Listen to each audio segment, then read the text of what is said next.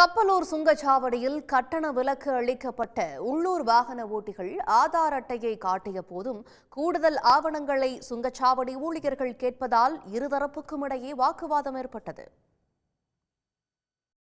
மதுரை மாவட்டம் திருமங்கலம் அருகே உள்ள கப்பலூர் சுங்கச்சாவடி வழியாக இன்று காலை செல்ல முயன்ற உள்ளூர் வாகன ஓட்டிகளை சுங்கச்சாவடி ஊழியர்கள் தடுத்து நிறுத்தினர். அவர்கள் ஆதாரை காண்பித்தும் வாகன பதிவு உள்ளிட்ட பிற ஆவணங்களை கேட்ட ஊழியர்கள் சாவடியை சுற்றி 7 கிலோமீட்டருக்கு அப்பால் வசிப்போரிடம் சுங்க கட்டணம் செலுத்தும்படி வலியுறுத்தியுள்ளனர். 10 கிலோமீட்டர் சுற்றளவில் வசிக்கும் மக்களுக்கு கட்டண விலக்கு அளிப்பதாக உறுதியளிக்கப்பட்ட நிலையில் ஊழியர்கள் கட்டணம் கேட்டதால் உள்ளூர் வாகன ஓட்டிகள் எதிர்ப்பு தெரிவித்தனர்.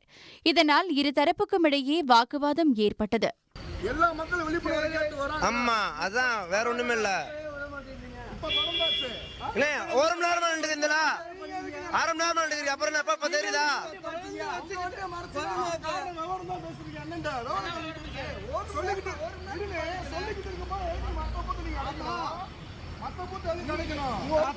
அரை மணி நேரம் பேசிக்கிறீங்களா? உங்கள்கிட்ட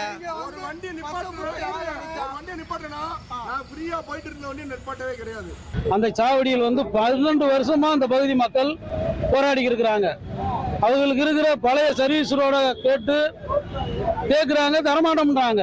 கலெக்டரும் சரி எஸ்பியும் சரி தொடர்ந்து அந்த கான்ட்ராக்ட்காரர்களை கூப்பிட்டு எச்சரிச்சுட்டு தான் இருக்கிறாங்க.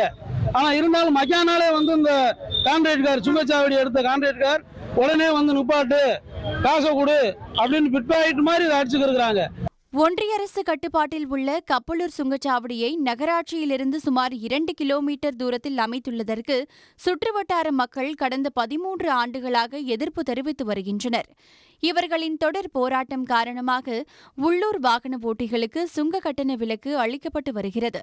இந்த சாவடியை நிரந்தரமாக அகற்றும்படி போராட்டத்தில் ஈடுபட்ட உள்ளூர் மக்களிடம் கடந்த மாதம் பேச்சுவார்த்தை நடத்திய மாவட்ட நிர்வாகமும் 10 கிலோமீட்டர் சுற்றுவட்டாரத்தில் உள்ள மக்கள் ஆதாரை காண்பித்து பயணிக்கலாம் என உறுதியளித்திருந்தது. ஆனால் அதனை ஊழியர்கள் மீறுவதால் கப்பலூர் சுங்கச்சாவடியை நிரந்தரமாக அகற்ற வேண்டும் என்ற கோரிக்கை வலுத்துள்ளது. உடனுக்குடன் செய்திகளை தெரிந்து கொள்ள சன் நியூஸ் பெல் ஐகானை கிளிக் பண்ணுங்க.